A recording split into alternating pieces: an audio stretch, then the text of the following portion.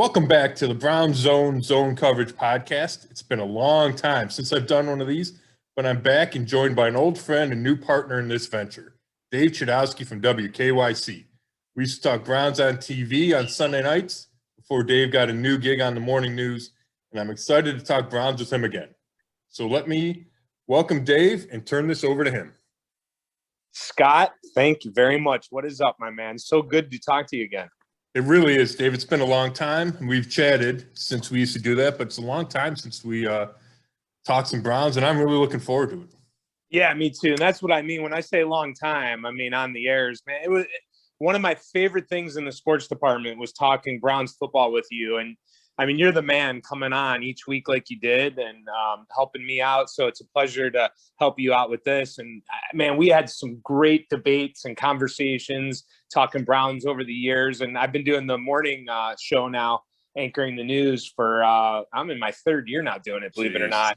And one of the things I miss the most is talking Browns with you. And I really mean that. I've mentioned that to people because we had more time to really dive into the Browns. And in TV time, it'd be like 5 or 6 minutes, which I mean, in TV time, that's a lot, so we really got into some good stuff. So I'm excited now to get back and talking sports because I still do sports on the morning show, but, it's not as in-depth as this can be to talk Browns. So I'm really excited about it. And I think, the listeners are really going to enjoy this because I think you're one of the most knowledgeable Browns broadcasters, reporters in the area. And people are going to really enjoy doing this because you've done this before and they know that.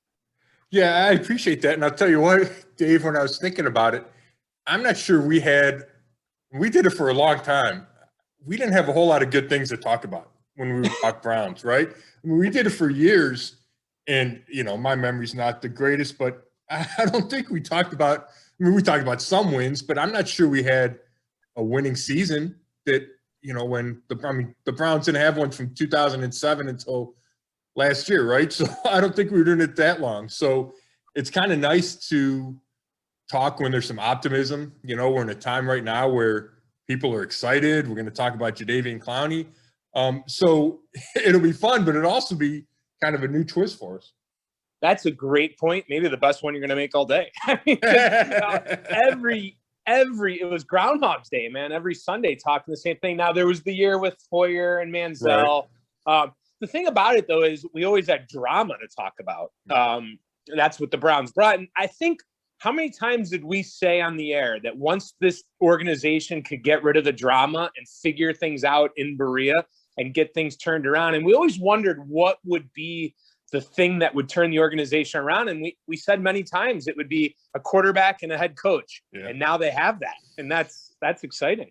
No, that's a great point. And you can see the lack of drama, right? In the last year when they win 12 games and go to the playoffs, that was a big part of that. And it was a huge change from the year before, right?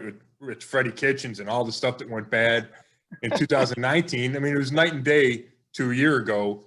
And you're right about the coach and the quarterback. And we did say that over and over and over. And, it's only been 1 year for Kevin Stefanski, and it's only been maybe a year and a half of really strong play from Baker Mayfield. But it certainly feels like those two guys are the right guys.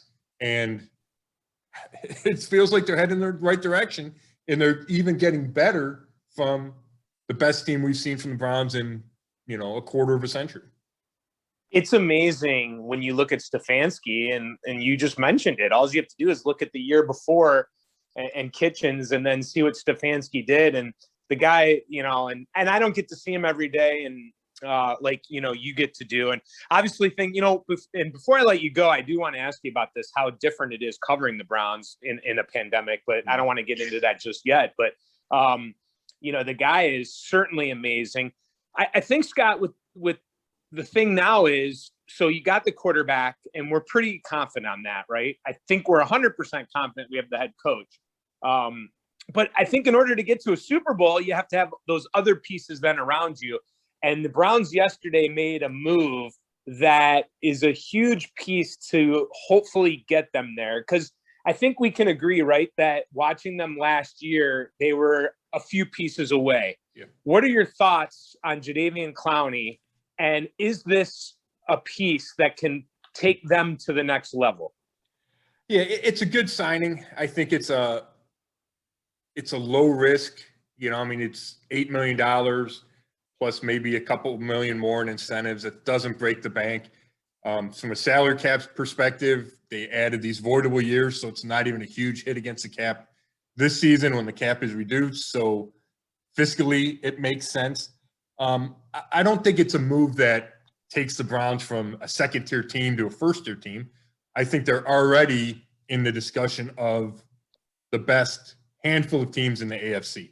I think what Jadeveon Clowney does is he adds that critical depth that you referred to, right? When you look at, the best teams, and when you look at when things go wrong, even with the Browns last year when they would lose games, it's because they had some depth issues. And the secondary jumps out at me because they had the big issues to Delpit and Greedy Williams.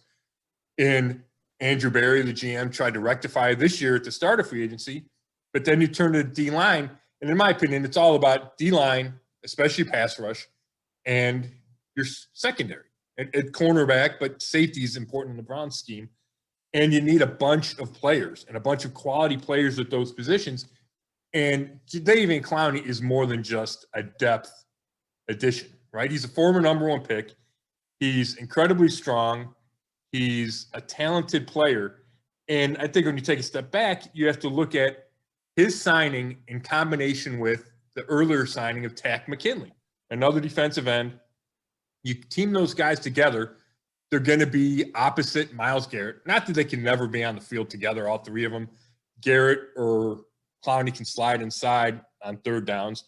But you look at those two guys together, McKinley and Clowney, and say, okay, you compare them to all the top edge rushers that signed right at the start of free agency.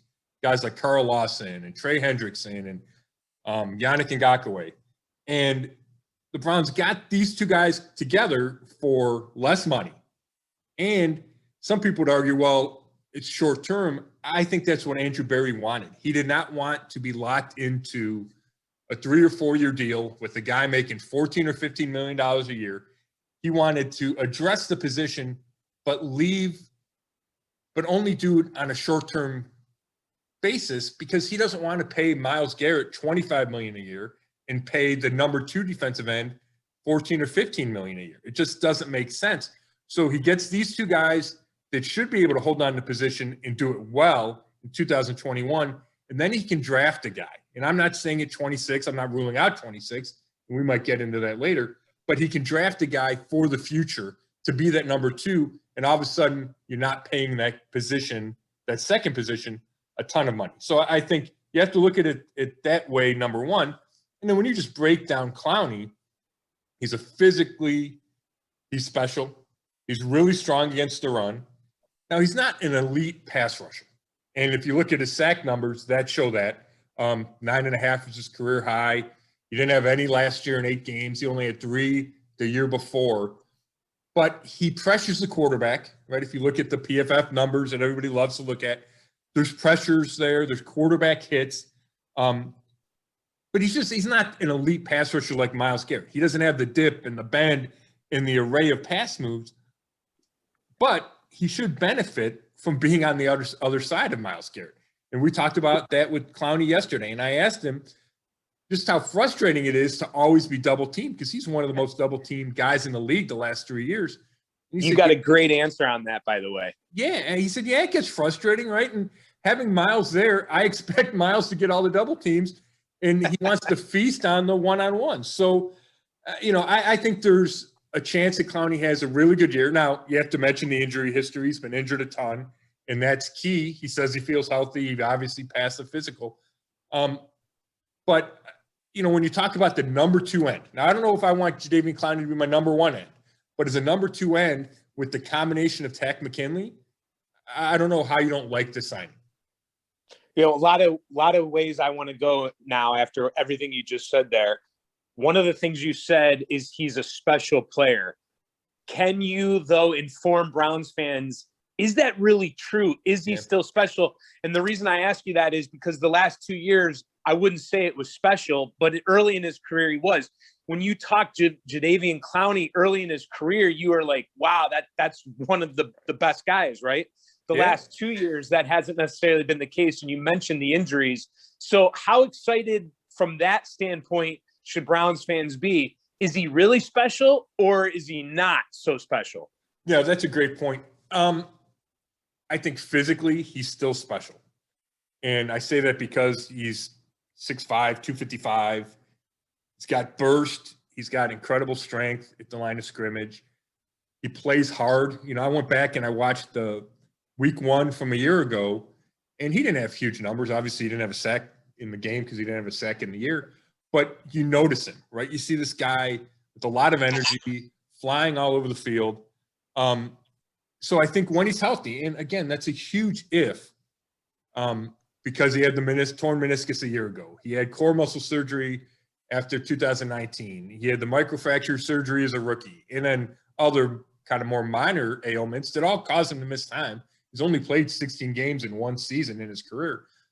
But if he's healthy, he's still physically special and still one of the rare talents in the NFL. But he has not played as a special player. I think you're 100% right about that. And you just look at the numbers, and sack numbers don't mean everything, but they're important at that position, right? I mean, you need sacks. And I don't want to just say, yes, he gets quarterback hits and yes, he gets pressures. Those are important too, but you do need to finish and you need to get the sacks. So I think it'd be unfair to say he's been a special pass rusher. Maybe throughout his whole career, it's unfair to label him that. He might be a better run defender than pass rusher, and that's okay. It's probably okay, especially because you have a guy like Myles Garrett, who is an elite pass rusher in this league. I think he's a balance. He's a complement. So when I call him special, I think it's more from a physical traits perspective than obviously his production and even maybe his potential, although he says he can still be a defensive player of the year type guy. I'm not ready to put him there. I think Myles is a couple of steps ahead of the player Jadeveon Clowney is. But he's only 28, Scott, right? 28? Yeah, he's only 28. So, right. So that gives you hope. But he just doesn't have, from a pass rush perspective, he doesn't have the same repertoire that Myles Garrett does. He doesn't have the same bend that Myles Garrett does. And you know who Greg Cosell is, right? He's an NFL Films guy. One of the best. One of the best. He might be my favorite guy. And I was unbelievable, yeah. I was listening to on a podcast the other day. I think it's called Inside the Birds. It's an Eagles podcast. And Clowney came up, and he said he's not a good pass rusher. Like, he didn't mince words at all. And his point was he doesn't have the flexibility in his lower half, the thighs and the hips, the things that allow Myles Garrett to turn the corner and still get to the quarterback. Clowney doesn't have that. So I think that's where there's a gap between Garrett and Clowney. But that's okay because you only need one number one pass rusher, right? If your number two is solid and you can team him with Tack McKinley, who might be a better natural pass rusher than Clowney, then I think that's how you kind of put your defensive line together. And I think that's what Andrew Berry's looking for. So I'm not looking for a Pro Bowl year out of Clowney. I just need him to be solid and kind of play like Olivier Vernon did a year ago. I mean, he was underrated, finishes with 9 sacks and is good against the run. And you need Clowney to be a little better against the run and come somewhere close to that sack/pressure production that Vernon had. Excellent points. Scott Petrak, you're on the clock. The question is, what does TAC stand for? It's short for Takarist, Takarist. There's an A-R-I-S-T at the end. Yeah, T-A-K-K-A-R-I-S-T. And I did not know that until this morning. And if we're going to do anything on this podcast, we're going to make people smarter. So if anyone goes to bed tonight and they don't know, they'll now know what TAC stands for. Yeah, and I should ask him. We only talked to him once, and we just called him TAC. I should ask him if he's okay with that, right? That's how he's been referred to in everything I've read, but I should double check if he's good with that. Double check on that. I've actually done that with Franmil Reyes. I asked the Indians. I asked him. I'll ask these players. Who's the other? Who is? I'll think of it here in a second. I have a good one for you. We'll get back to that. But did you see when TAC first signed? There was an interview out there that he did back when he was with Atlanta. Yes. And did you see that? I did, and it scared me. Where he answered, Right. he answered every question with good, and then Good. he walked away. Yeah. But the reason I bring that up, and we'll get back to Clowney in a second here, but the reason I bring that up is because wasn't Tack really outstanding when you guys talked to him when he came here, when you guys first introduced to him? He was fabulous, and it went against, not only did it go against the interview that you're talking about in Atlanta, I talked to somebody in Atlanta who said he was terrible to deal with and wasn't even impressed with him as a player. And, that happens. And obviously we know the numbers and we know how he kind of tweeted his way out of Atlanta a year ago. And, and he said, right, he lost some hunger and he needed to find himself. So, you have to give guys second chances, and Andrew Berry's willing to do that. And Andrew Berry saw something in Takk McKinley in the draft in 2017 that he hasn't let go of. And he tried to trade for him a year ago. He tried to claim him off waivers multiple times. So he sees a lot of potential in Takk. But that interview, it was refreshing, given what I had seen and heard out of Atlanta. Now, guys can be great one time, right? And that doesn't mean he's going to be a media darling, but he was fantastic. And I thought he opened up and really kind of shared the disappointments of the first few years of his career. How important can that be, the way a player acts and feels like he's wanted? Because so we have Tack here, who obviously was upset in Atlanta, seems to be thrilled to be in Cleveland. We'll get back to Clowney, but yesterday Clowney mentioned how he feels loved by the Browns because they went after him last year and then went after him again this year. So he seems really excited. And I go to that because I remember an interview. I used to interview Chris Perez, the Indians closer, all the time on the half-hour sports show on Sunday night. And he said something that will stick with me always. When you boo players or you get down on guys because they have a bad day, sometimes we forget they're human beings. And you don't know if maybe they got in a fight with their wife or their girlfriend. Yeah. Hey, maybe they got, they're dry cleaning back and, their shirt was messed up or something. I don't know. I don't know what it is. But the bottom line is sometimes we forget they're humans. How much does that play into effect? Yeah, I think it does matter. And you're right. Clowney and McKinley both referenced that with Andrew Berry and how it meant something to them that not only he hadn't given up on him, but that he always liked him and always saw their talent. And when either it didn't work out with McKinley, right? It wasn't McKinley's choice not to come here a year ago, but Berry still wanted him. And then Clowney flat out turned down Andrew Berry last year. And he turned down more money to come to Cleveland and sign the one-year deal with Tennessee. So when Andrew Berry still wanted him this offseason, that meant a lot to Clowney. So that's part of it. And then your bigger point is right on that.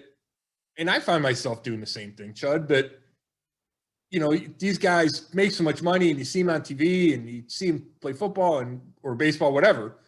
And you forget that they're dealing with the same stuff everybody else is dealing with. And that there's the same insecurities and the same things that make them smile or give them pause or resonate with them, right? And it's not always all about the money. Now, Jadeveon Clowney I'm sure he does not have a better offer than the Browns gave him. So that plays a huge part in him coming here. But I don't think he's just making it up when he says that he appreciates Andrew Berry's relentlessness. I think that does mean something, and it means something to be wanted by the organization and even the fans. You mentioned the fans. These guys, it's not just lip service when they talk about how great the Browns fan base is and how that means something to them. And I think that's legitimate. And I think it's something that sometimes I'll overlook or, because it's not at the front of your mind. But I do think all that stuff resonates. And then on the flip side is when you see what happened to Yu Chang the other night with the Indians and he gets the, hate tweets. That affects the guys too, right? It's not, these guys aren't robots. They're real people that appreciate being loved and are hurt when people throw hate their way. Yeah, and people don't want to hear that because they're making millions. So, that's what makes it difficult. Yeah, but that's always the excuse, right? These guys make millions. Right. That doesn't mean they don't have feelings. It doesn't mean you should treat them like robots, Garbage. pieces of garbage, right? It doesn't. It just means that they get paid to put up with a bunch of garbage. Yeah. And let's be honest. I mean, everyone wants to win. Things are so much better when you're winning. And Clowney talked about that. You know, I think you mentioned it, but he, you know, what was his exact quote about, you know, they win, about coming to Cleveland, they win. And he talked about the running backs and all the positive things. I just really think that interview yesterday was outstanding. He really seems like a solid locker room guy. Yeah, I don't – again, not that he's the same guy as Takk McKinley. I don't think he's a huge media guy, but that doesn't mean he can't be good in the locker room. There's plenty of guys like that. I remember and this is getting a little off topic, so I'll try to keep it quick, but Demario Davis, who's a linebacker, played here for, I think, just a year, wasn't very good with us, like wouldn't want to talk. Goes to New Orleans, and he turns out to be like the best guy ever. Like he does all kinds of work in the community. He's become this spokesperson for all these great causes. And maybe he just needed to build up a trust factor, and we didn't know him. We didn't get to know him long enough. But he was always great inside the locker room. And that doesn't always translate to the media. And again, that's fine. But Clowney's been around. He's been in this league a long time. He's going to fit in. And I think that was something he said too, is I'm fine with Miles getting the attention. I'm just here to help this team get over the hump. I don't think he feels the need or even the desire to be kind of the focus. And maybe that's a little different than J.J. Watt. Maybe J.J. Watt had come here. There would have been a little competition with Miles for who's kind of the superstar of superstars. I don't think that you'll get that with Clowney. Good point. Well, I'm just seeing here, Clowney's from Rock Hill, South Carolina. I did not know that. It's a great spot. Drive through it all the time on the way to Florida. So we're just, again, trying to make you smarter here on the podcast. Anyway, hey, so Scott, you bring up, and I'm glad you brought up Takk when you did, and the vision Andrew Berry has. So you already have Myles Garrett. You bypass on the big money for the quote unquote big names. We know Clowney's a big name, but you know what I mean. The guys that generated a ton of money. So in your opinion, what would have you done? Scott Petrak is in Andrew Berry's shoes. Yeah. Would you have done what he did and gotten Takk and then Clowney, or would Scott Petrak have gotten one of the big name guys, I should say, that generated the big money that all Browns fans were upset about when they didn't get one? Yeah, that's interesting, Chud. I think I would still have gone after Carl Lawson and paid him. I think he signed $14 million a year with the Jets.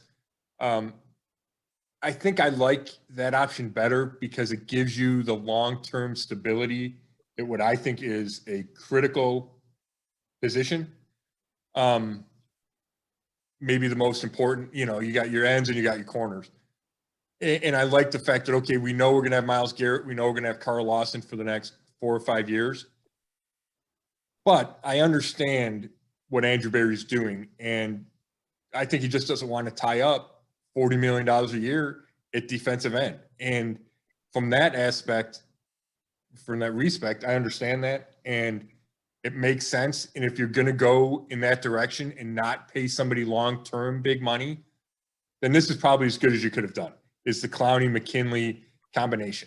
Now, both guys have things to prove, right? I'll bring up Clowney's injuries again.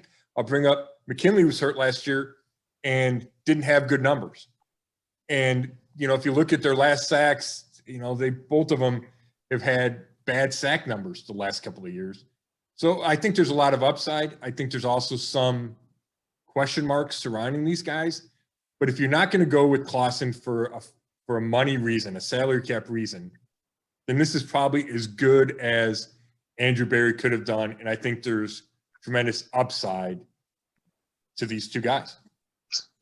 Okay, before we move on, any other comments on Clowney before we put that to bed? No, I think we've talked about him enough. It is going to be interesting to see if he can have a breakout year with Myles Garrett on the other side, right? That's kind of the one thing he hasn't. I mean, he had J.J. Watt for a while, and that's when he was getting the 9.5 sacks a year. So with Garrett on the other side, can he recreate that? And if he can, this defense could be special. All right, moving on. Hey, real quick, that name I wanted to bring up. Everyone always calls him David Njoku, but I actually asked him when he first came here, and he says it's Njoku. Okay, well, that's good to know. And it's like Frankie, right? I mean, Lindor. Yeah. And I think people actually had asked him, but now he goes to New York and he's upset that he was called Frankie, right? So you do have to be careful with that. I mean, that's just a human thing. Yeah, Njoku. But anyway, moving on. Okay, free agency. What stands out to you? Obviously they did a great job in the secondary. Johnson, Hill. Thoughts on free agency overall with the Browns? Well, it was all about the defense, right? And we knew it was going to be, because if you look at their offense, they're pretty much set. Not that they can't add a player here or there, and we'll talk about draft possibilities at some point, but it was always going to be all about the defense, and Andrew Berry did not disappoint. And John Johnson III, the safety from the Rams, was the one guy that Berry targeted and said, I'm going to pay big dollars to, right? Now, Clowney winds up being the second when you talk money, but John Johnson was the first guy he went after, paid him the most, and it really signaled to me the importance of the safety position to the organization, and specifically coordinator Joe Woods. And he was not able to run the 3 safety sets that he wants to a year ago because Grant Delpit suffered that season-ending torn Achilles. And he doesn't feel like he can run the defense he wants without 3 playmaking safeties. So you needed John Johnson III. Now, he gives you insurance as well if Grant Delpit doesn't come back from that Achilles or doesn't come back right away or whatever the issues there could be. But the plan is Delpit, John Johnson III, and Ronnie Harrison on the field at the same time a lot. And you can't do that without the kind of signature guy, the proven signature guy, because we don't know what Delpit's going to be. He's never played in the league. And John Johnson III gives you that. So I was a little surprised that they would give those kind of resources to, or devote those kind of resources to safety when you have Delpit and Harrison and say, okay, those are 2 solid starters. But I think that just shows how important that position is. And then they upgraded Nickelback. And we know nickel is so much more important, right? Every year it becomes more important in the league because there's more 3 receiver sets or 4 receiver sets, and the teams throw the ball more and more. And Troy Hill is an upgrade over Kevin Johnson. And he's played well, and he's still kind of finding his footing at nickel. And he was good at it to begin with, and he's still only going to get better.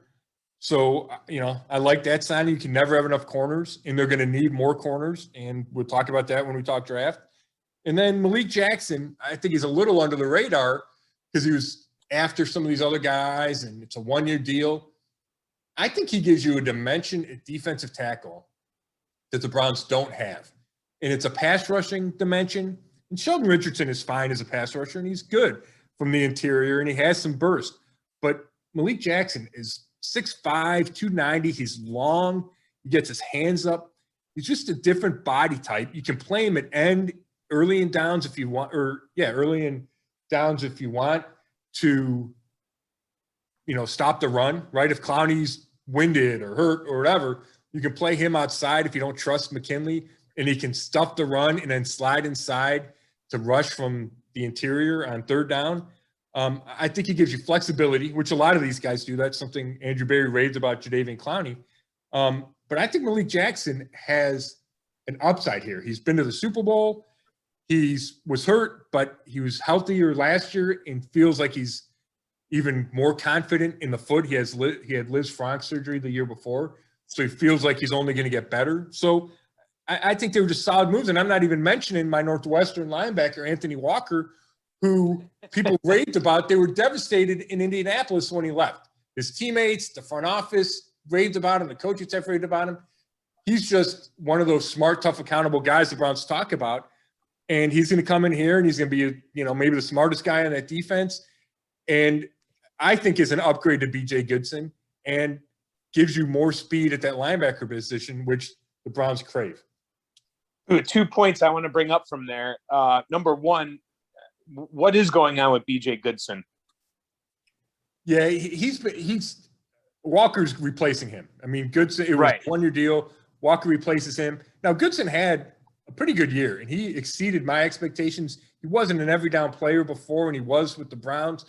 But obviously the Browns looked at him, they'd seen him for a year, and they looked at Walker and thought Walker was enough of an upgrade to go outside and bring him in. So I think that's a spot where you say, okay, I trust the front office to make this move, because I think if you just look at PFF grades, you'd say Goodson is a better player, had a better year. And I think it goes deeper than that. And I think they feel like there's more of an upside to Walker than there was to Goodson. Now, Walker's the one who goes in on his off day, right? Puts the a game, like watches film before the coaches even give the update to the players, right? Doesn't he help the guys out like that? Yeah, it was like he would study all the film on Monday and show up with the scouting report for the rest of the team. And, you probably saw it, Chud. Darius Leonard, the Colts Pro Bowl Rookie of the Year linebacker, was choked up talking about what Walker meant to him and that team. And if you can get a guy like that, and it's only a one-year deal, but you never know, right? If he becomes a cornerstone, maybe he turns into something bigger. Those guys have big impacts, and it doesn't always have to be tackle numbers or sack numbers. A guy like that can have a big impact on the defense, and he was a signal caller. So was John Johnson III. So you have two guys that are so smart and so aware that either one of them can set the defense and call it from the field. And I just think that's one of those things that can get overlooked sometimes. All right, Scott, we don't want to talk too long on this next one because we want to get a couple other things in here. Just quickly, though, just touch on a guy they kept and a guy they're not. Hollywood Higgins and Ogunjobi leaving. Yeah, I'll start with Ogunjobi. He didn't have a great year last year, and I know some of the analytics numbers are bad on him. I think he is a legitimate starter in this league. I think he's a high character person. I loved talking to him. But the Browns are never going to pay him big money. And I think that's his desire, is to get paid big money. I never saw what he's going to get paid with the Bengals, but I'm sure it's not what he wanted given the reduced salary cap and all those kinds of things. But I think he's a guy that's a legitimate starter in this league. But when you had Andrew Billings coming back off the opt-out, you signed Malik Jackson. Browns could afford to lose Ogunjobi and kind of were set up to do that. I also think he's kind of limited as a pass rusher, and the Browns wanted to improve that area, and that's what a guy like Malik Jackson does. And then Higgins, he's a funny guy for me because I always thought he was just a guy. And, he just never impressed me. But the longer he hangs around, the more impressed I am. And now I don't think he's a difference maker, but I think he's a good guy to have. And to bring him back for, I think it was $2.3 million, that's a steal. And he's got chemistry with Baker Mayfield. He's a productive after OBJ got hurt last year. The fans love him. He wants to be here. So it just makes sense. Now, I would not have paid him $5 or $6 million. No. His price tag got there. But for 2.3, it makes all the sense in the world. And he continues to kind of prove me wrong, because I was a guy that if they had cut a year ago, I wouldn't have blinked an eye. But a bunch of people would have. And he had a really strong year. I'd rather know that we have him and Baker has him than no life without him, because there's just something there, man. There's that connection that, he has with Hollywood. And we're definitely not going to get into this today, but plenty of time to talk about Odell Beckham and him being back with Baker and the mental thing there about trying to force the ball to Odell. And we won't get into that, but there's just something special about what Baker and Hollywood have. There is. And I don't think you can dismiss it like I may have tried to do, after 2018. There's something there, and he just does make plays. Now he's not a standout in anything, right? He's not the best route runner. He's not the fastest. He's not the tallest. He's not the quickest. He's got good hands. But he just seems to make plays and clutch plays. I mean, they don't win that Bengals game where Donovan Peoples-Jones catches that game winner if Higgins doesn't make big catches on that drive. So I don't think he deserves all the praise that some fans give him, but he's certainly worth having on your roster. Is he more than just a Jag, just a guy? I'll give him that. I will take him above just the guy. Now, maybe he's just a guy if he goes somewhere else, but with the Browns and with Baker, I think he's proven to be more than just a guy. We're just a couple of guys talking Browns here. And how much time do we have left, man? I feel like we could talk for 2 hours and it would feel like 10 minutes. I know, we really could. We could probably do one more topic and then sign off. One more topic. All right. So what they've done with Clowney, what they've done in free agency, and next week we'll get into more of the draft, okay? I don't want to pin you down to tell me who they're going to draft right now. If you want to just throw a name out there and we'll, keep track of that for the next 3 weeks. How does what they've done affect what they do in the first round? I think that's a perfect question to end this, Chud. I think everything they did in free agency sets them up to do whatever they want in the draft. And I think sometimes, we talk about best player available, and it seems trite because everybody says it, and it's not practical, right? It's not always best player available. Last year at number 10, they needed a left tackle. They didn't have a left tackle on the roster, so they were going to take a left tackle. Now, they knew they were going to take a left tackle, and there were 4 candidates to choose from, so they knew they were going to get a good one, and it made sense. And we've seen it time and again where teams, and when you do a mock draft, it's all about, placing a guy with the team with a need, because that's just practical. But I think the way Andrew Berry attacked free agency gives him a million options at number 26 and number 59. And if he wants to move up from 26, if he wants to move down from 26, because there are no glaring needs right now, right? Without Clowney, I think there was a glaring need at defensive end, even with McKinley. But with Clowney and McKinley, there's not a glaring need there. You can say, to me, the biggest glaring need is, or the biggest need, it's not glaring, the biggest need is cornerback, just because you don't know for certain that Greedy Williams is going to be healthy, right? He had the nerve injury in his shoulder. That's a tricky, scary injury. He didn't play at all last year. So you need a plan B if Greedy isn't healthy or isn't the player you expected him to be. And I don't think you can go into next season with no backup plan if Greedy's not the answer. So I think you need a corner, and I think there's no doubt about it. But you don't need to take one at 26. You could wait to 59 to get that corner.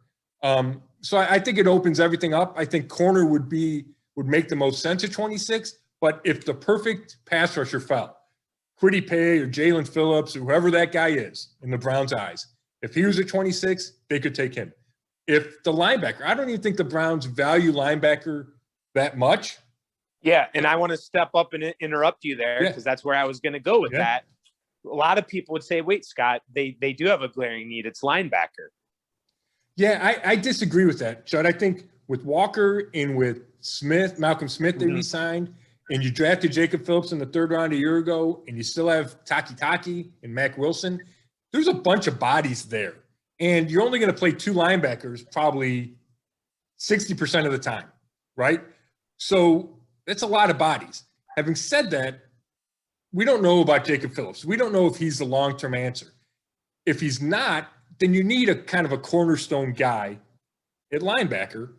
And if it's not Jacob Phillips, they don't have that guy because Walker's a 1-year contract and, Taki's coming up and Mac Wilson's kind of coming up and hasn't shown enough. So if you felt that cornerstone piece was there at 26, whether it's Kentucky's Jamin Davis or Tulsa's Zaven Collins, it wouldn't stun me if the Browns went that direction, but it would surprise me. I don't put a high percentage on that. But if the guy they loved was at 26 at linebacker, they could take him. I think you could say the same argument at receiver. They don't need a receiver. They need one for the future. But if the right guy fell at 26, you could take it. So wow, I just think free agency and addressing all those needs opened everything up for Andrew Berry, where he can really do whatever he wants in the draft, whether it's trade up, trade down, take this position, this position, this position, this position. I think he doesn't have to. I think he doesn't feel the pressure of having that glaring need that so many teams do when they enter the draft, and that even he did a year ago, although I think he set himself up for that a year ago. There was obviously pressure and a plan to take left tackle. And I think cornerback has the edge this year at 26, but it's not nearly the same urgency that there was a year ago at left tackle, or there is so many times at so many positions. I almost froze, fell out of my chair when you said the Browns don't have a glaring need. Did you ever think we'd talk about the Browns not having a glaring need and not picking first, second, third in the draft? This is incredible. Yeah, it just shows you. Yeah, it shows you how far they've come. Obviously, you always thought, well, they'll get to that point, and 2007 and 2014, you thought, okay, they've turned a corner. Even 2018, right? They had the strong finish. Baker played well, but then the bottom always fell out, and it feels like the bottom's not going to fall out. It feels like there's a lot of stability, and I think the roster, and it started with John Dorsey, right? Really adding a bunch of pieces to it. And Andrew Berry has done a solid job finishing it off. And not that it's done, but you know what I'm saying? Really taking it to the next step and the next level, where when you look across the league, their roster is comparable, I think, with anybody in the league. Now, if you say, what's the difference between them and the Chiefs? Well, the Chiefs have Patrick Mahomes, right? So, I mean, that's a difference maker, and we can say the same thing about Aaron Rodgers and whoever else. But when you look at 53-man rosters, I'm not sure there's any or many that are head and shoulders above the Browns. I just think they compare favorably with a lot in this league. Yeah, I mean, you used to watch Sunday Night Football, and you would watch the great teams play every Sunday night in that primetime game, right? And I would always sit there and think, boy, the Browns, they couldn't even compete against these teams and be in this game. Well, now you can put them in that category, that they are a team that can play in those primetime games. So yeah, that's how far they've come. Yeah, there's no doubt, right? It used to be night and day. We'd watch the 1 o'clock and watch the 8 o'clock. Go, oh my gosh, it's a different world. And now the Browns are going to be the team on those Sunday night and Monday night games because they have the names and they have the winning record from a year ago. All right. Well, speaking of that different world, so we're going to do this every week, Scott. Is that right? Yeah. And unless something pops up, but there's always Brown stuff to talk about, Chud, especially over the next month with the draft coming up. We'll certainly be busy. Okay, so next week I want to ask you about covering the Browns during a pandemic. I kind of talked about that earlier, but I really want to dive in and see what it's been like for you and the rest of the great beat writers and broadcasters we have in this town, what it's been like to cover the Browns. I think the fans would really enjoy to kind of see what that's been like. We'll hit on that, and then obviously we'll go draft heavy, right? Yeah, that sounds great. Okay. Before I let you go, though, big news this week. I understand that you have a new cereal out, Petrak's Pebbles. Is that right? Yeah, it's all chocolate. You pour chocolate milk into it. That's my kind of cereal. I know, Nick Chubb, huh? It's a little out there for Nick. I mean, it's good for him raising money for charity, but Nick Chubb is a quiet guy, but he must feel the cause is worth it to kind of put himself out there with the Chubb's Crunch, I think it is. Chubb's Crunch, absolutely. You're right. Yeah, you would almost think that would be like Baker Mayfield or Odell Beckham Jr., right? But but Chubb, I mean, hey, what a guy. What a player too, right? I mean, just guys can't rave him out enough. And this is one of the things we'll talk about down the road. But the contract situation, right? Long term, do you pay a running back? How does he fit with Baker and Denzel and Wyatt Teller? It's just always so much to talk about with these guys, Chud. Awesome. Scott, so awesome to talk Browns with you again. Can't wait to do it on a weekly basis. And that's it for me here. I'll let you sign off here, and we'll talk soon, man. Yeah, this is great, buddy. Good to have you. And I'm looking forward to doing this and talking Browns with you. And that'll be it for the BrownsZone Zone Coverage Podcast. So tune in next week. Thanks, guys.